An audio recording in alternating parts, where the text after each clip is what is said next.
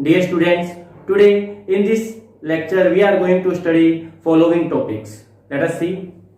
These are magnetic field due to a thick current carrying conductor, magnetic field due to a straight conductor of finite length, and the helical motion of a charged particle in magnetic field. Dear students, till now we have studied Ampere's circuital law and its application, Biot-Savart's law and its applications, and these two are applications of one. This one is application of Ampere's circuital law, and this one is application of Biot-Savart's law. So we are going to derive the expression for magnetic field in these two cases. Actually, this case is not in syllabus of CBSE. Therefore, I will just write the final expression. I am not going to derive the expression for this. I will just write the final expression of magnetic field, and we will discuss the special cases definitely and few important numericals also. And this topic is motion of a charged particle in magnetic field. We have studied the motion of charged particle in magnetic field when the angle between the velocity vector and the magnetic field is 90 degree. But this is the case when the angle between velocity and magnetic field is not 90 degree, it is acute angle. In that case, particle moves along helical path in the shape like the shape of the spring. So this is we are going to study in this topic. So let us start. We will start with first topic, magnetic field due to a thick current carrying conductor. This is the application of Ampere's circuital law.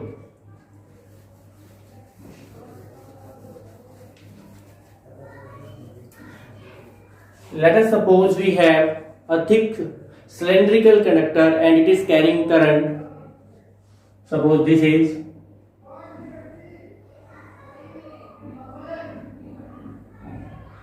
is a thick cylinder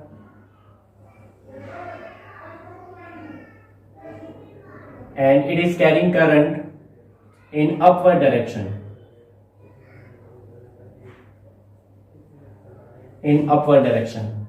The current is passing through whole cross-sectional area of this conductor. Means the current is not just passing through the surface of the conductor, it is actually passing through the whole surface area. Means everywhere on this surface area the current is passing.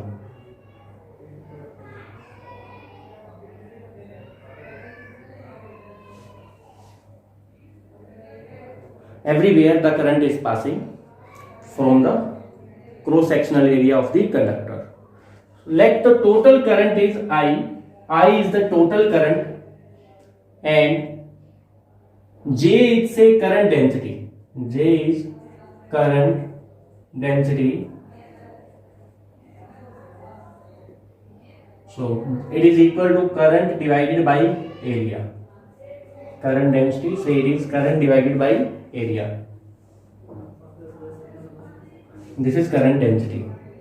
So, and the total current is I. Total current is I through the whole cross-sectional area. So, this current is flowing in a thick cylindrical wire of infinite length, and it is straight also.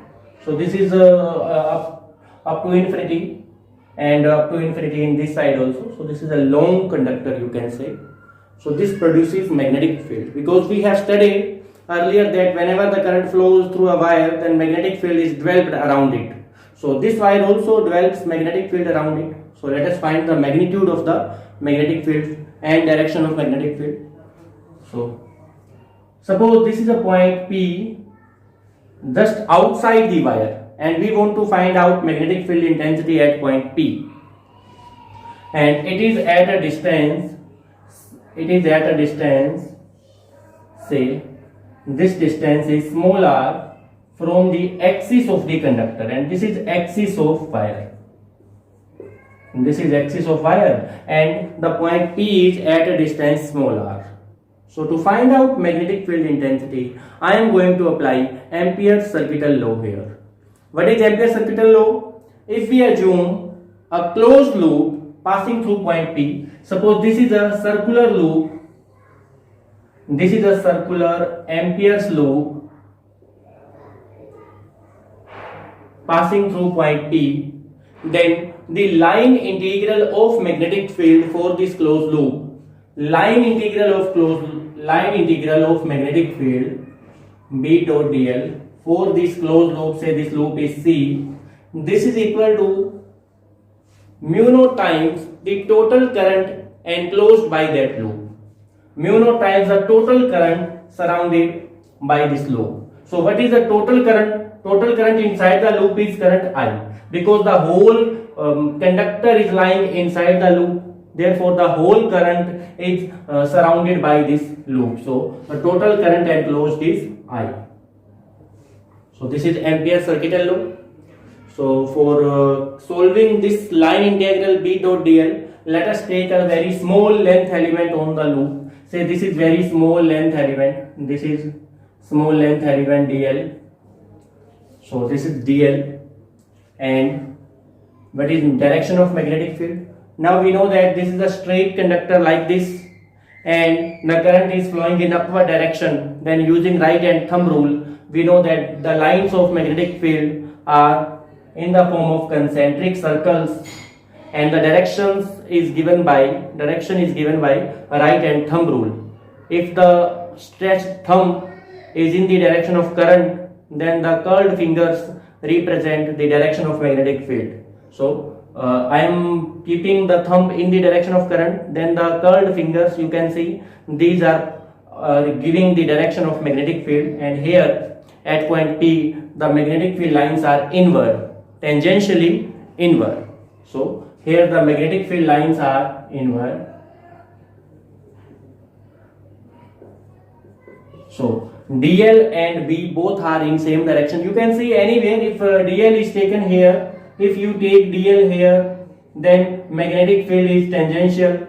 So dl and B are always in same direction. So they are in same direction. Therefore, I am taking the dot angle between B and dl as 0 degree.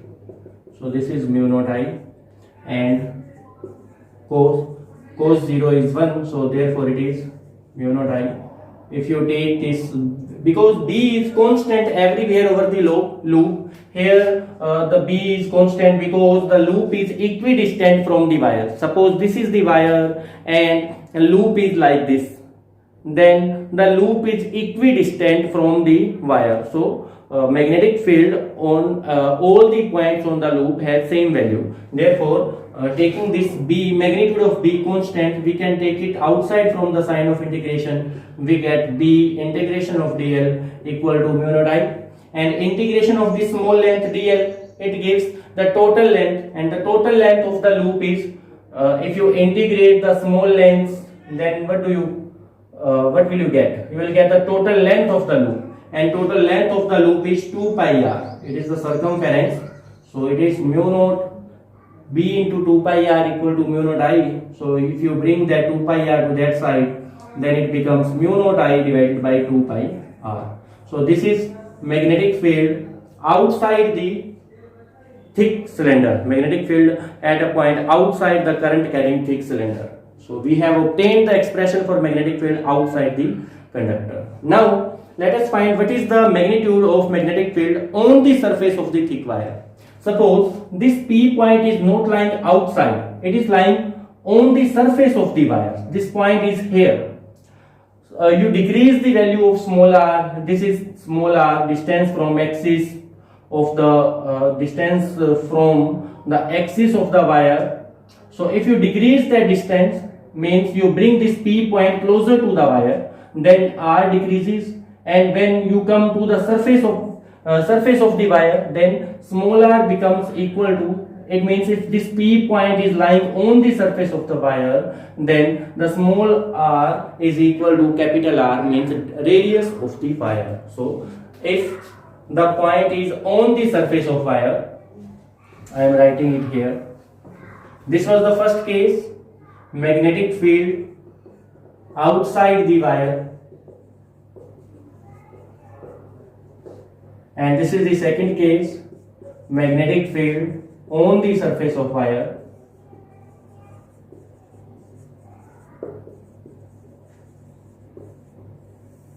On the surface, this is point Q where you want to find out magnetic field. at point Q on wire. Small r is equal to capital R, means distance from the axis of point Q is small r equal to capital R, then magnetic field at point Q will be equal to mu naught I divided by 2 pi into capital R. Here capital R is also the radius of the wire. So this is the magnetic field on the surface of the wire, and this was the magnetic field outside the wire. So we have found the magnitude of magnetic field outside the wire. It is mu naught I divided by 2 pi r. It means it is varying inversely with the distance from the axis of the wire. And we have found the magnetic field on the surface of the wire. It is equal to mu naught I divided by 2 pi capital R, where capital R is the radius of the wire. Now we are going to find out magnetic field inside the wire.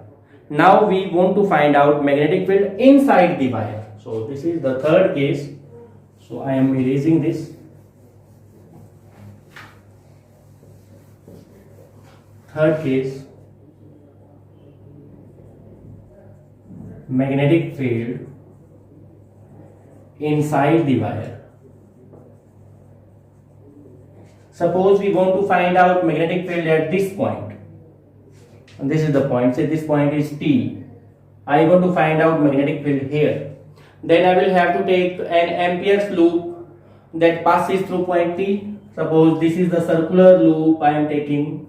Circular Ampere's loop passing through point T, and it is at a distance small r. Say this distance is small r. Distance of the loop from the axis of the wire. This distance is a small r. Then what is magnetic field at point T here inside the wire? Then again we apply Ampere circuital law. Assume a loop passing through point T. This is the Ampere's loop passing through point T, and apply Ampere circuital law.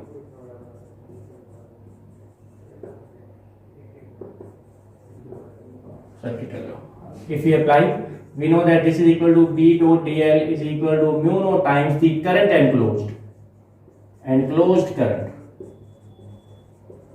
current enclosed by that loop. Now this loop is inside the wire and it is not enclosing the whole current I. This is enclosing only a part of the total current, because the total current I is flowing through the whole cross-sectional area of the wire, but this loop is smaller than the total cross-sectional area. Therefore, it cannot enclose the total current. It is enclosing only a portion of the total current. Suppose the current enclosed by this loop is I dash. This is not total current. This is the part of the current. Say this is I dash. Okay. I dash is equal to current enclosed by loop passing through point T.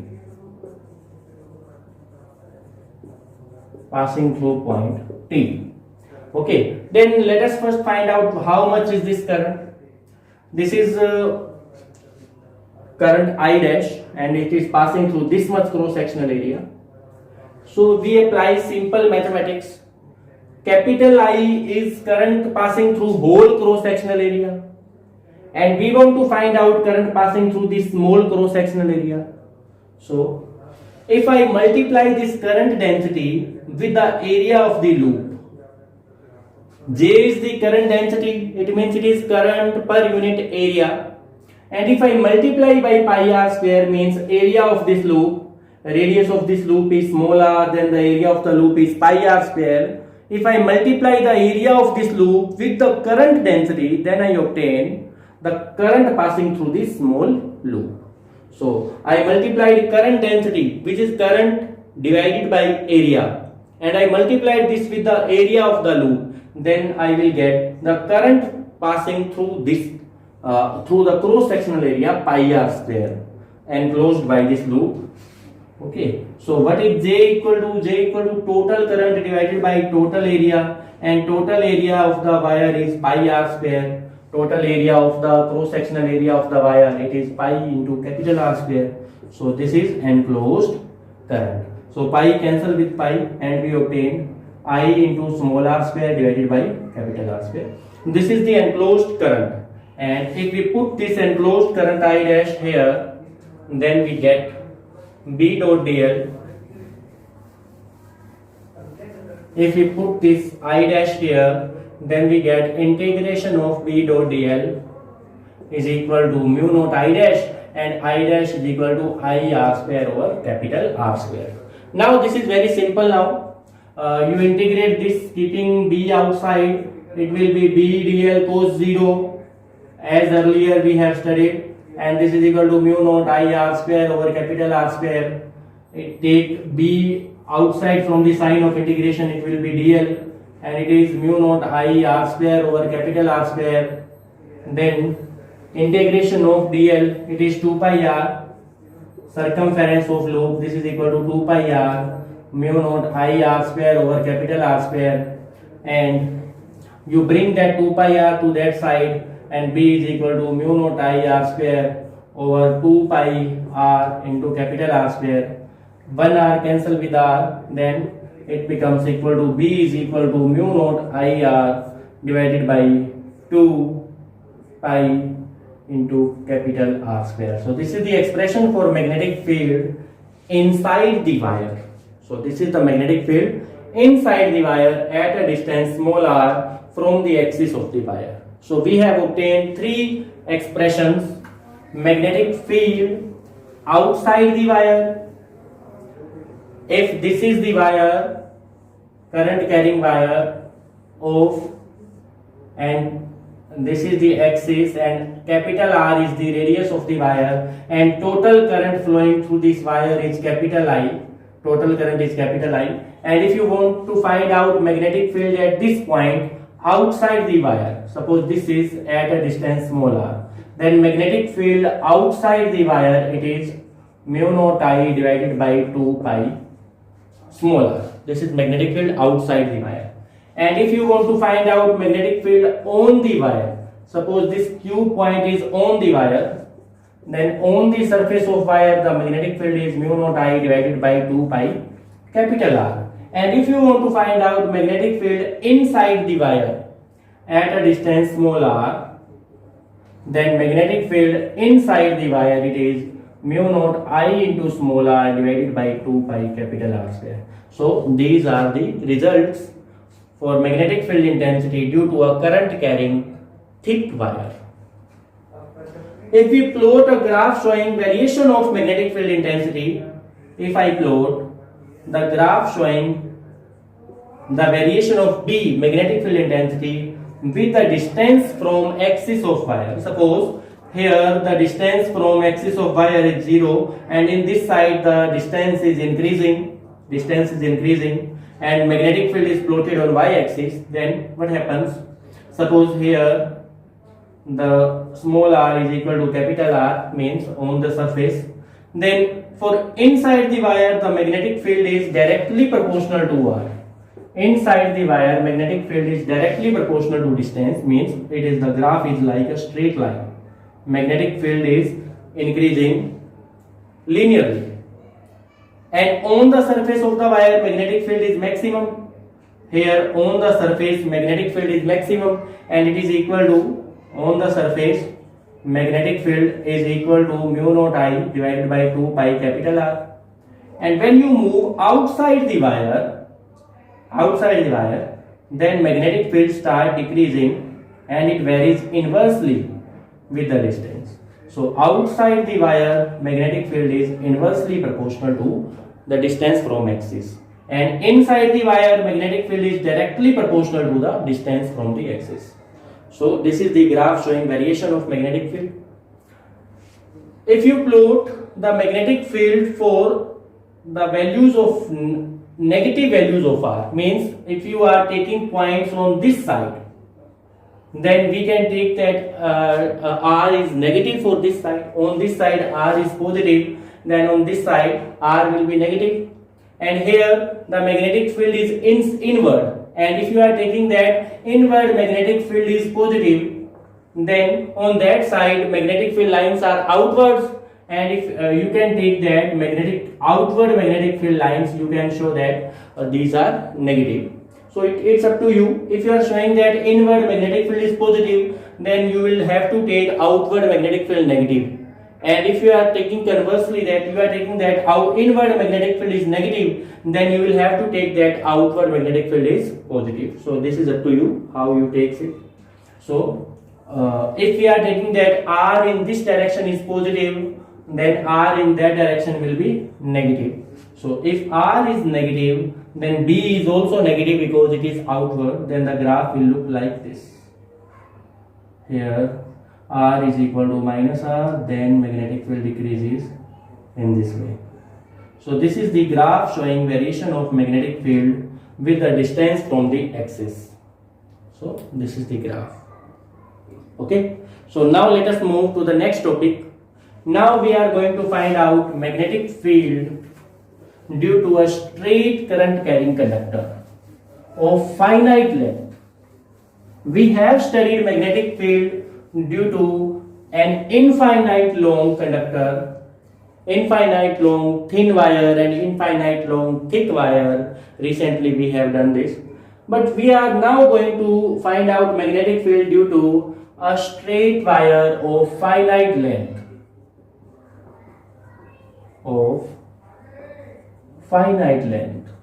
Dear students, this topic is now not in CBSE syllabus. So I am going to explain this topic briefly. So I am just writing the final results. Okay. Suppose this is a wire, thin wire. This wire is say AB, and suppose this wire is of length L and carrying current I in upward direction say, and you want to find out magnetic field at point P, say this is point P, at a distance small r. You want to find out magnetic field at point P, which is at a distance small r from the wire. Now let this end, lower end of the wire is making an angle. This angle is say phi 1. The line joining point P with the lower end is making phi 1 angle with this line, and the line joining upper end of the wire with P is making phi 2 angle with this line. So phi 1 and phi 2 are two angles. You can see phi 1 is the angle between the line of shortest distance of the wire from point P and the line joining lower end of the wire with point P, and phi 2 is the angle between the line of shortest distance of point P from the wire and the line joining upper end of the wire with point P. So phi 1 and phi 2 are these 2 points, and small r is the distance of the wire, smallest distance of the wire from point P. Then the magnetic field at point P is given by mu naught I divided by 2 pi r into sin phi 1 plus sin phi 2. This is not actually 2 pi r, it is 4 pi r. Mu naught I divided by 4 pi r sin phi 1 plus sin phi 2. This is the expression for magnetic field at point P. This is direct result you can use. There is a derivation for this, you can derive this also. But I am again saying that the derivation is not in CBSE syllabus, so this will not be asked, and it is not asked in recent 3-4 years. So this is not so much important for examination point of view. So for your IIT, JEE exams, NEET exams, you can use this result directly. Okay. So let us see what is the direction of magnetic field here. Direction of magnetic field can be found using right hand thumb rule. If the current is in upward direction and the magnetic field line here is in inward direction. So magnetic field lines are concentric circulars, and here the magnetic field line is in inward direction, and here on this side the magnetic field lines are outward the plane of core. So the magnetic field lines you have seen earlier also. So this is right and thumb rule you can use to find out directions of magnetic field lines. So this is the result. Now let us see some special cases. From this expression you can obtain magnetic field due to an infinite long wire also. Suppose you have an infinite long wire like this, and this is carrying current I, and this is point P at a distance small r in between the length of the wire. So now what is the magnetic field due to this kind of wire which is of infinite length and carrying current I? You have earlier obtained the expression it is equal to mu naught I over 2 pi r, and from this expression also you can obtain the result. How? If this wire is of infinite length, then you can see that phi 1 and phi 2 both angles are of 90 degree. Phi 1 and phi 2 both angles are of 90 degrees, because if this is of infinite length, then the line joining point P with the end at infinite length will make 90 degree with R. Therefore both the angles are 90 degree. You can see in this way also, if this much is the length of the wire, then phi 1 is this much, and if the length is longer, then phi 1 is also larger. If the length is still longer, then the phi 1 becomes more larger. So the length is increasing. Similarly, phi 1 is also increasing. If the length becomes infinity, then phi 1 becomes 90 degree. So these two angles are 90 degrees. So if you put the values of phi 1 and phi 2 here, you obtain the value of magnetic field at point P, and it becomes equal to mu naught I over 4 pi r into sin 90 plus sin 90. Sin 90 degree is 1, sin 90 degree plus sin 90 degree, 1 plus 1 2, and 2 cancel with 2, it becomes mu naught I divided by 2 pi r. So this result you have obtained using Ampere circuital law also. So this is magnetic field due to infinite long straight conductor. Okay, sometimes the wire is of infinite length, but phi 1 and phi 2 both are not 90 degrees. So this is the case. Suppose the wire is of infinite length like this, and point P is lying near the lower end of the wire. Suppose P point is lying near the lower end. This is the lower end, and upper end is at infinity. So only one angle is 90 degree here. Here phi 2 is equal to 90 degree, but phi 1 is not 90 degree. This is R. Phi 1 is say phi, and phi 2 is 90 degree. Because this angle is not 90 degree, then what will be magnetic field at point P? Magnetic field will be mu naught I divided by 4 pi r into sin phi plus sin 90, and sin 90 is 1. So therefore it is 1 plus sin phi.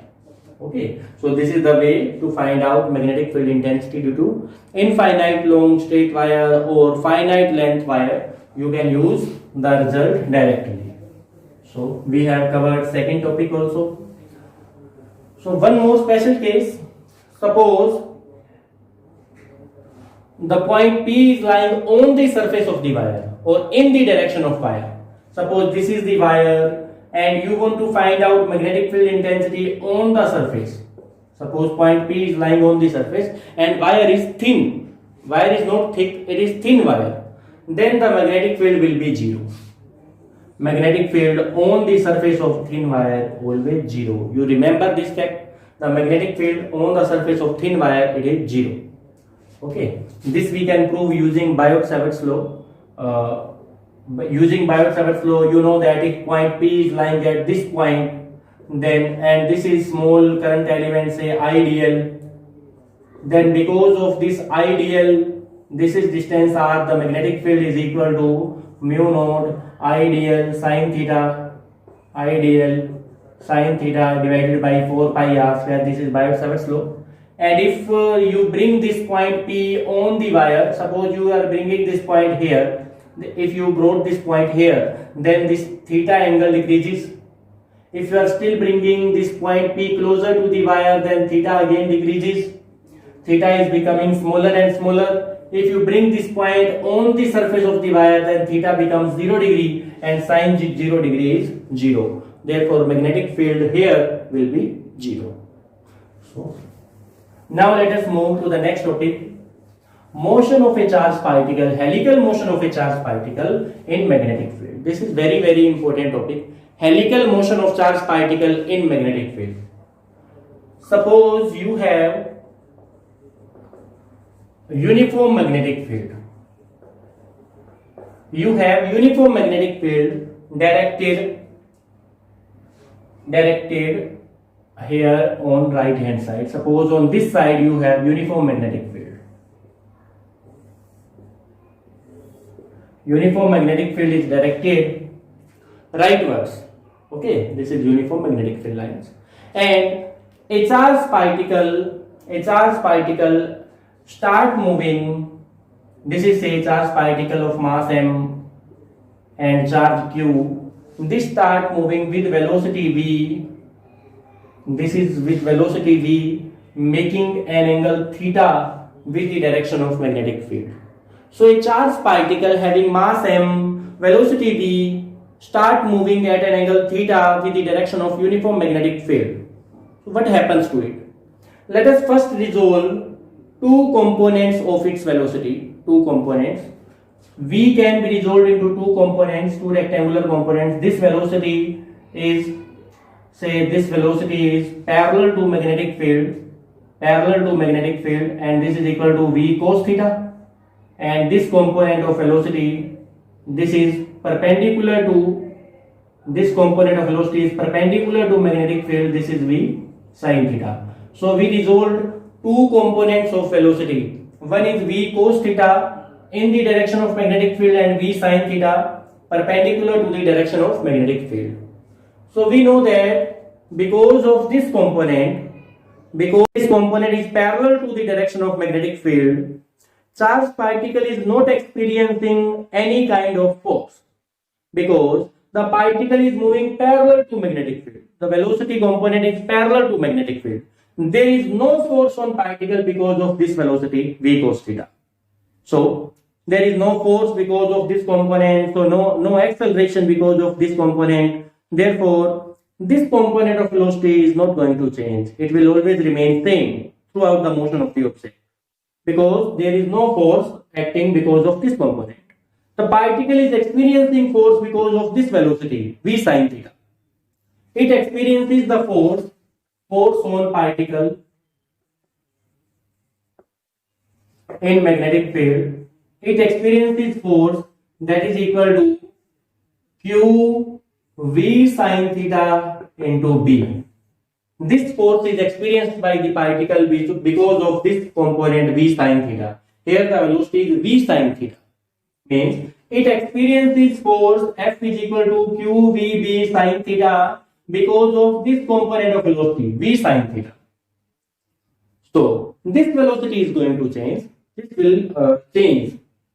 Let us see magnitude changes or direction changes. This component is going to change because particle is experiencing force because of this component of velocity. This component is not going to change. This v cos theta along the direction of magnetic field is not going to change. It is constant because there is no force because of this component. Okay. So let us first see what is the direction of force F q v b sin theta. What is the direction of the force? This v sin theta component is in upward direction and magnetic field is in that direction. Magnetic field is rightward and v sin theta is upward. Using Fleming's left hand rule, we can find out the direction of force on the wire. Using Fleming's left hand rule, we can find. But I am using very simple rule, right hand palm rule. We know that the expression for the force is also given by q v cross b. So I am just doing the cross product of v with b. Velocity vector v sin theta component is in upward direction and b is in this direction. So the particle is right hand palm rule. I will have to apply right hand palm rule. Sorry. Keeping the fingers of right hand in the direction of first vector, say velocity vector, and keeping the palm in the second vector, magnetic field, in that direction. So I have kept the fingers of right hand in the direction of velocity vector v sin theta and palm in the direction of a magnetic field vector B. Then thumb, you can see the thumb is, which is pointing inward the plane of force. The thumb is giving the direction of magnetic force. This is giving the direction of this force QVB sin theta, and it is inward the plane of. So the particle is experiencing a net inward force because of this component of velocity. So this component of velocity is causing an inward force, and this component of velocity is causing a motion in the direction of magnetic field.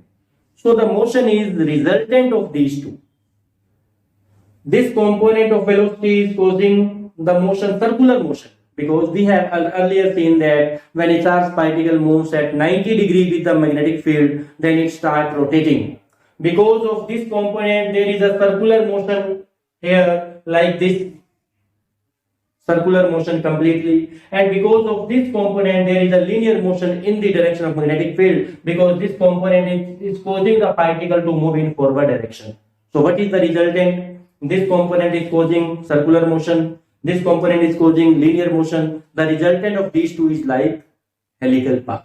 It is rotating as well as moving in forward direction. So this is like helical motion, like the shape of the spring you have. You might have seen the shape of a spring. It is circular also as well as in linear also. The combination is helical motion. So the motion is like this, you can see.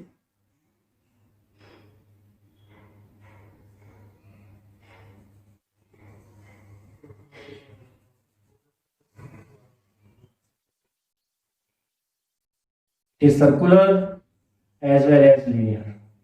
Circular motion because of the force QVB sin theta. Circular motion because of the force QVB sin theta, and linear motion because of this component of velocity V cos theta. So resultant of this is helical motion, you have seen. So this is the helical motion of charged particle in magnetic field. Now let us find out the characteristics of this helical motion. Let us find out what is the radius of this helical motion. The radius of helix. What is the radius? If you are looking it from right side, you can see that it is a circle. From right side, if you are saying that it is a circle, like you see a spring from the sideway, and it is a circle. And what is the radius of this circle then? Suppose the radius of this helical path is r. Then for a circular motion, a centripetal force is always required. Centripetal force. That centripetal force will be m v sin theta square divided by r. This is the centripetal motion necessary for centripetal force necessary for circular motion. So this is actually mv square by r. And what is v? V is the velocity causing circular motion. The velocity causing the circular motion is not v, it is v sin theta actually. This component is causing the circular motion. Therefore, we are taking tangential component only, that is v sin theta only. So this is necessary centripetal force, and this is provided by magnetic force, and magnetic force is QVB sin theta. So you solve these two equations, then you will get mv sin theta over r. This is equal to QB. So you can solve it for r. R it will be mv sin theta divided by QB. So this is the expression for radius of the helical path. This is the radius of the helical path, you can see. Now let us find out what is the pitch of the helix. Pitch. This length is pitch. Pitch of the helix means it is the linear distance traveled by particle in one complete rotation. This is pitch of helix. You have found radius of the helical path. Now we are finding pitch of helical path. Pitch is equal to linear distance traveled by particle in one complete rotation. So it will be in one rotation only. So before finding the pitch, let us first find out what is the time period. Time period of rotation. Time period of rotation. Capital T. Means how much time is it taking for completing one rotation. one complete rotation. So time is given by distance divided by speed. What is distance traveled in one rotation? It is 2 pi r, and speed causing the rotation, it is v sin theta. So completing one rotation means distance traveling. The distance is 2 pi r circumference and divided by velocity. Which velocity is causing the circular motion? It is v sin theta. So you want to find out this much will be the time taken. You put the value of r here. R equals mv sin theta divided by qb. It is r. So on solving v sin theta cancel with v sin theta and you get 2 pi m over qb. So this is the time taken to complete one rotation, time period of helical motion. And you can see that this is independent of the velocity of the particle as well as it is independent of the direction of motion. It is independent of theta and independent of velocity. This is a constant. Time period of rotation is constant, 2 pi m by qb. This is dependent upon the strength of magnetic field and charge to mass ratio of particle. So now let us find what is the pitch of helix. Next part, pitch of helix. Pitch is the linear distance traveled in one rotation. In one rotation, how much linear distance it travels? It is equal to linear velocity causing the linear motion, v cos theta actually it is. The velocity which is causing the linear motion, forward motion, it is v cos theta into time, because we want to find out the linear displacement in one complete rotation. So I am multiplying the linear velocity causing the linear motion into the time taken for completing one rotation into t. Put the value of t here. It is 2 pi m by qb. We have recently calculated this. So on solving, this is 2 pi mv cos theta divided by qb. So this is the pitch of the helix. This is pitch of the helix. So we have solved for characteristics of the motion. We have seen the pitch of the helical path, we have seen the radius of the helical path, and we have seen the time period of rotation. Using time period, you can also find out the frequency of the helical motion. Frequency means how many rotations it covers in 1 second. You can find out this also. Frequency, it is reciprocal of frequency nu. This is reciprocal of time period. Time period goes 2 pi m by qb. Therefore, its reciprocal will be qb divided by 2 pi m. This will be frequency of helical path. So, dear students, this is the helical motion of charged particle in magnetic field. So, we have studied one application of Ampere's circular law, that is to find out magnetic field intensity due to a thick current carrying wire.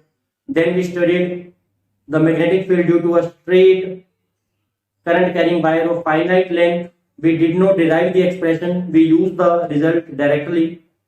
Then we have seen the helical motion of a charged particle in magnetic field. So this is all in this lecture. So thank you very much. Stay home, stay safe. Thank you.